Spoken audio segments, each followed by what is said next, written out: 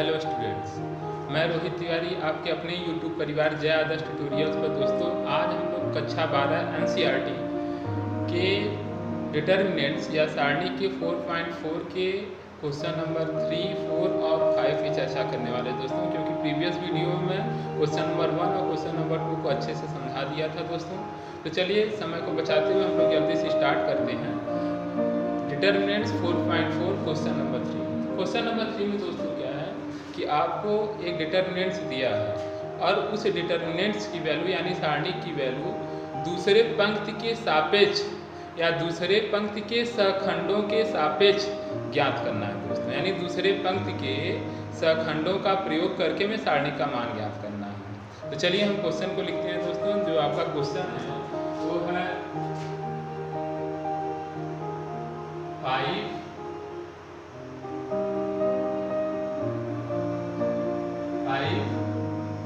3 8 2 0 1 1 2 3, यही है क्वेश्चन।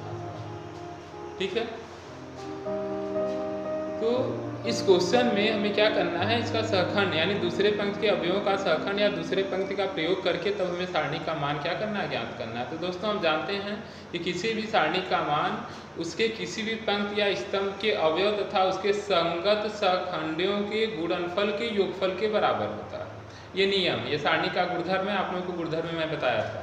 तो चलिए दूसरा पंक्ति देखेंगे दोस्तों, तो हमारा यही है। ये हमारा दूसरा पंक्ति है, R2 इसे हम लोग कहते हैं या रो 2 कहते हैं दोस्तों। तो दूसरे पंक्ति के अवयव कौन कौन से होंगे? ये हमारा जो 2 है, एक ये अवयव होगा, एक जो ये 0 है ये अवयव होगा, और एक जो 1 है ये अवयव होगा। ठीक है दोस्तों, तो चलिए सबसे पहले हम लिखेंगे दूसरे पंक्ति के अवयवों का सहखंड, दूसरे पंक्ति के अवयवों का सहखंड। तो चलिए दूसरा पंक्ति हम लोग देखेंगे दोस्तों। तो दूसरा पंक्ति हमारा जो अवयव है 2 है, एक 0 और एक 1 है दोस्तों। वैसे लिखने का तरीका भी आप लोगों को समझाया था कि अगर 3 गुणित 3 क्रम का अवयव है और अगर हम लोग क्या लेते हैं, दूसरा पंक्ति लेते हैं, तो स्टार्ट होता है 21 22 23। 21 22 23 क्यों होता है दोस्तों, आप लोग समझिए, क्योंकि ये पंक्ति दूसरा है तो 2 ऑलरेडी हो गया। और ये देखेंगे तो पहले स्तंभ में है। तो देखिए ये आपका C1 यानी पहला कॉलम, ये C2 ये दूसरा कॉलम, और C3 ये क्या है, तीसरा कॉलम है दोस्तों। तो 2 1 यानी 21, 2 2 यानी 22, और 2 और 3 यानी कितना हो जाएगा, 23 हो जाएगा। ठीक है दोस्तों, तो क्या करेंगे, सबसे पहले हम निकालेंगे A21 दोस्तों। चलिए A21 हम लोग निकालते हैं। A21 हम लोग कैसे निकालेंगे, सीधा सीधा क्या करेंगे, देखिए सबसे पहले A21 के लिए दोस्तों हम लोग क्या करेंगे, देखिए A21 लेंगे तो 2 ले रहे हैं ना, तो 2 की पंक्ति और स्तंभ को छोड़ दें दोस्तों। तो 2 की पंक्ति और स्तंभ को अगर हम लोग छोड़ देंगे तो क्या मिलेगा हम लोगों को, चलिए जल्दी से, ये मैं छोड़ दिया तो क्या मिला, 3 8 2 3। देखिए ये पंक्ति और ये स्तंभ छोड़ दिया मैं, तो क्या मिला, 3 8 2 3 दोस्तों। हाँ, इसके बाद क्या लेंगे, 22 A22 लेंगे दोस्तों। तो क्या दिया जाएगा, देखिए A22 में, A22 हमारा दूसरा है, 0 है, तो ये पंक्ति और ये स्तंभ में छोड़ दिया तो क्या बचा, 5 8 1 3। क्या बचा दोस्तों, 5 8 1 3। ठीक है, इसके बाद क्या लेंगे, A23 लेंगे। A23 लेंगे दोस्तों, तो क्या हो जाएगा A23 में, देखिए 1 छूट जाएगा, दूसरा पंक्ति तीसरा स्तंभ में, दूसरा पंक्ति ये तीसरा स्तंभ ये, इसका क्रॉस यहाँ पे आ रहा है, 1 छोड़ देंगे। अब जब 1 छोड़ देंगे तो क्या बचेगा, 5 3 1 2।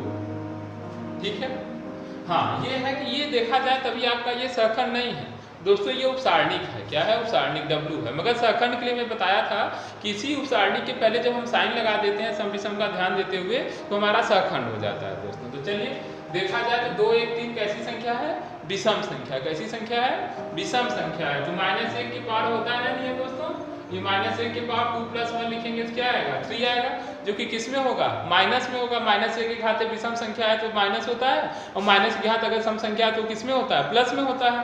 इस वजह से क्या हम डायरेक्टली लिख देते हैं दोस्तों, इतना नहीं लिखते हैं। 2 1 3 विषम संख्या यानी इसके पहले माइनस, 2 और 2 जोड़ेंगे क्या सम संख्या यानी इसके पहले प्लस, 3 और 2 विषम संख्या यानी इसके पहले क्या ना क्या दोस्तों माइनस।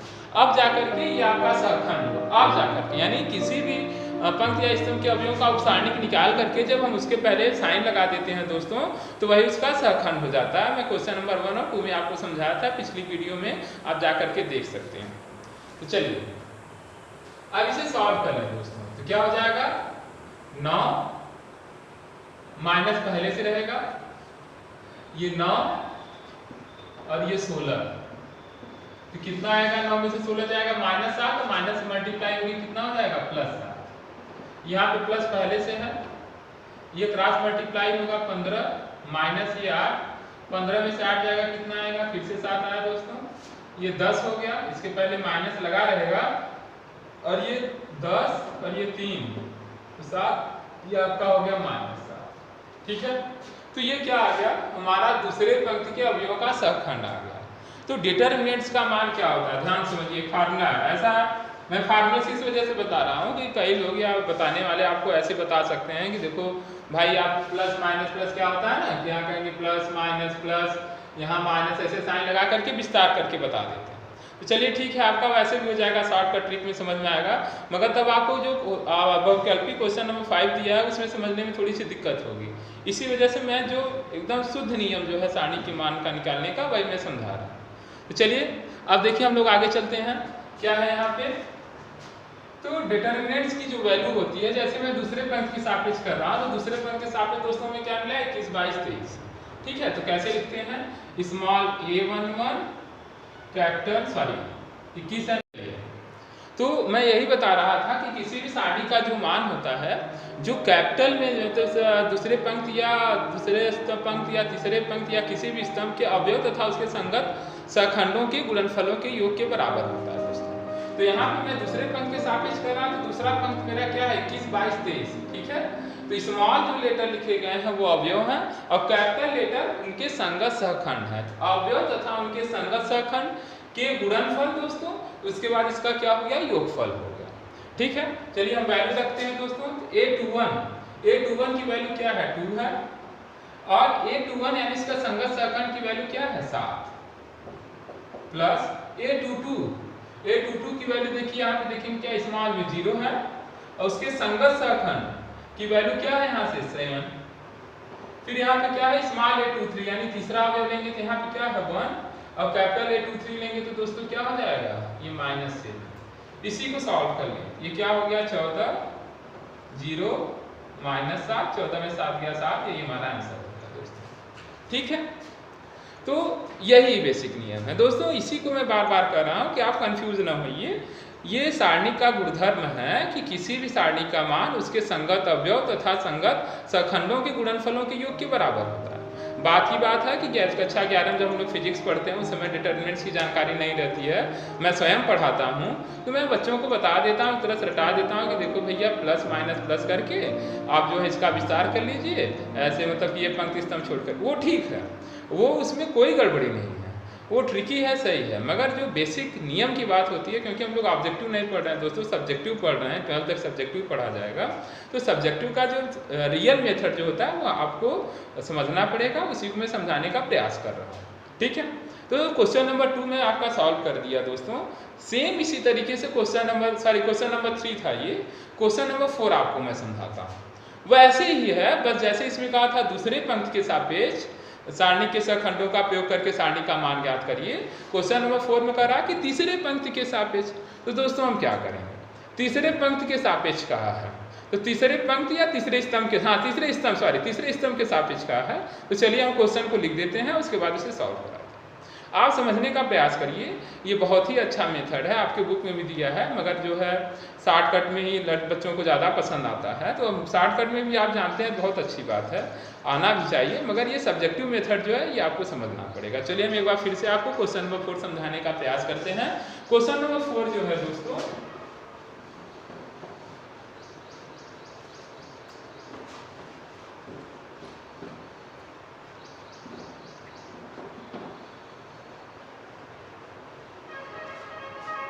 देखिए क्वेश्चन नंबर 4, क्वेश्चन नंबर 4 हम लोग स्टार्ट कर रहे हैं।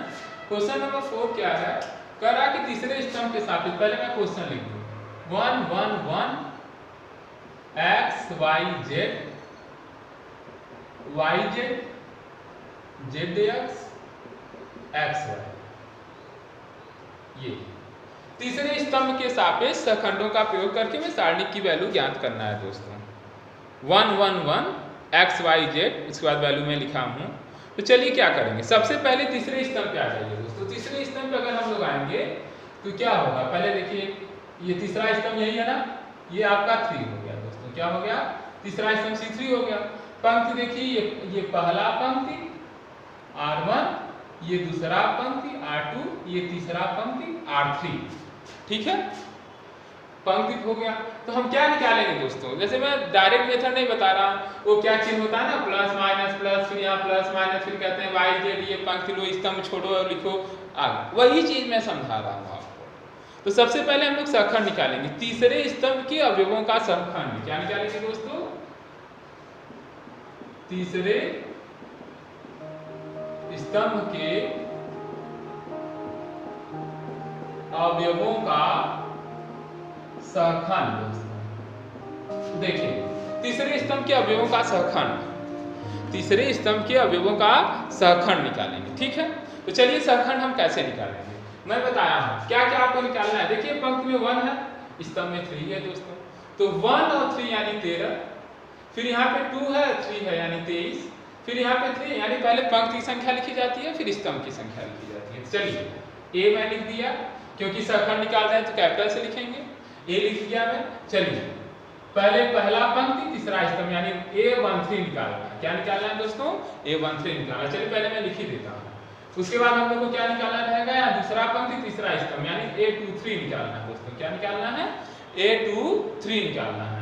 उसके बाद क्या है, तीसरा पंक्ति तीसरा स्तंभ यानी A33 निकालना है। चलिए बहुत अच्छे, अब हम लोग क्या करेंगे, A13 लेंगे तो पहला पंक्ति तीसरा स्तंभ छोड़ देंगे, पहला पंक्ति ये तीसरा स्तंभ ऐसे हम लोग छोड़ दिए, पहला पंक्ति तीसरा स्तंभ छोड़ दिए, तो क्या बचा दोस्तों, 1 1 YZ। क्या बचा, 1 1 YZ, ठीक है।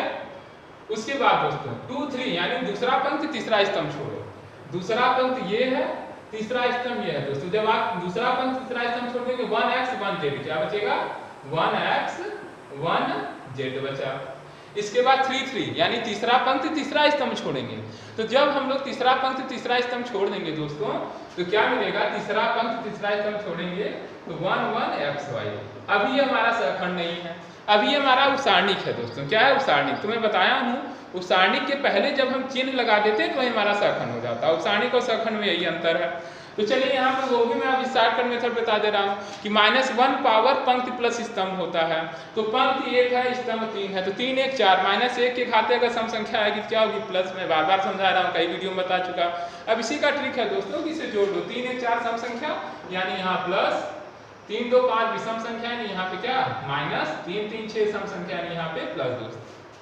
वही आप लोगों को रट करके बताया जाता है कि देखो भैया प्लस माइनस प्लस, तो यहाँ देखो प्लस आया ना R1 के लिए, देखो प्लस, फिर यहाँ पे क्या आएगा माइनस, देखो यहाँ पे माइनस आया, फिर वो जो आप करते हैं रट करके वो भी सही है, ये भी सही है, आपको जैसे अच्छा लगे। चलिए तो चलिए मैं इसका क्या करूँ, क्रॉस मल्टीप्लाई कर दूँ दोस्तों, तो क्या हो जाएगा, z माइनस वाई होगा कि नहीं, और इसके पहले प्लस है, साइन नहीं चेंज होगा।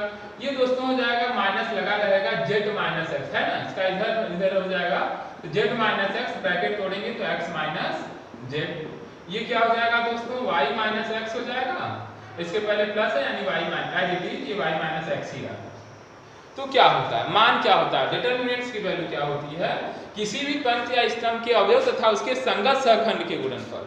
तो चलिए A13 लेंगे, स्मॉल में देखिए ये 13 है ना कैपिटल, पहले आप स्मॉल में लिखोगे फिर ये कैपिटल में लिख दोगे, फिर यहाँ पे 23 है ना दोस्तों, तो ये 23 कैपिटल में, स्मॉल जो लेटर है वो अवयव शो कर रहा है, कैपिटल लेटर उसका सहखंड शो कर रहा है। फिर क्या लिखेंगे 33।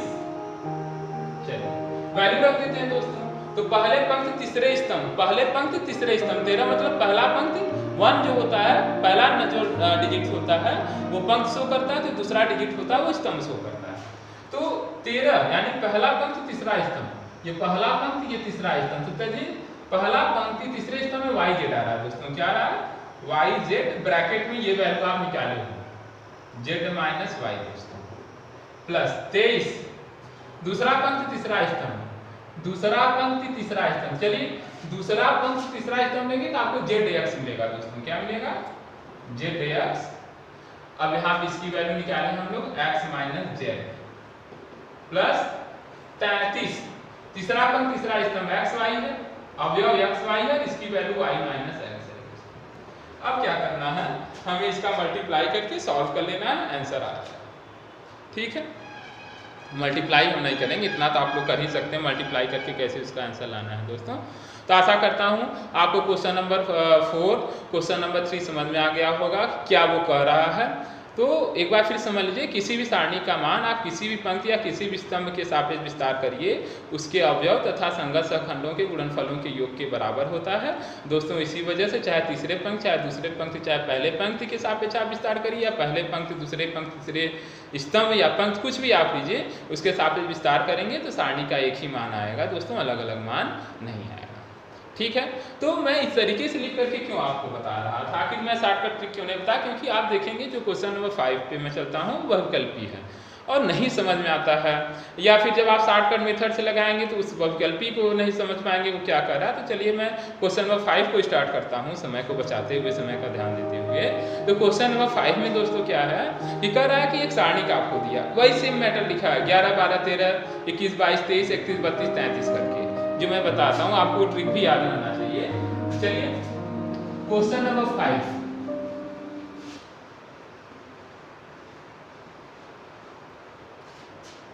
ऐसे लिखा है दोस्तों, क्वेश्चन नंबर 5 में ऐसे 11 12 13 21 22 23 31 32 33 वो ट्रिक है, इसी में याद रहता है ये सब। ठीक है, तो 4 ऑप्शन आपको दिया है, खैर ऑप्शन हमें नहीं याद है, जो सही ऑप्शन है वही उसका आंसर हमें पता है, तो ऑप्शन आप देख लेंगे। तो चलिए स्टार्ट करते हैं दोस्तों। तो मैं क्या बताया कि सारणी का मान 4 ऑप्शन दिया है, कौन सा सही हो सकता है, तो मैं बताया ना, सिंपल सा लॉजिक है दोस्तों। अगर हम लोग पहले पंक्ति के सापेक्ष विस्तार करें, आपके सामने ध्यान समझिए, प्रथम पंक्ति के सापेक्ष अगर मैं विस्तार करूं, प्रथम पंक्ति के सापेक्ष आप लोग लिख लीजिएगा इसे, बहुत अच्छे समझिए, बहुत ही अच्छे समझिए, जिंदगी में आप कभी नहीं भूलेंगे, मेरी गारंटी है इस चीज की।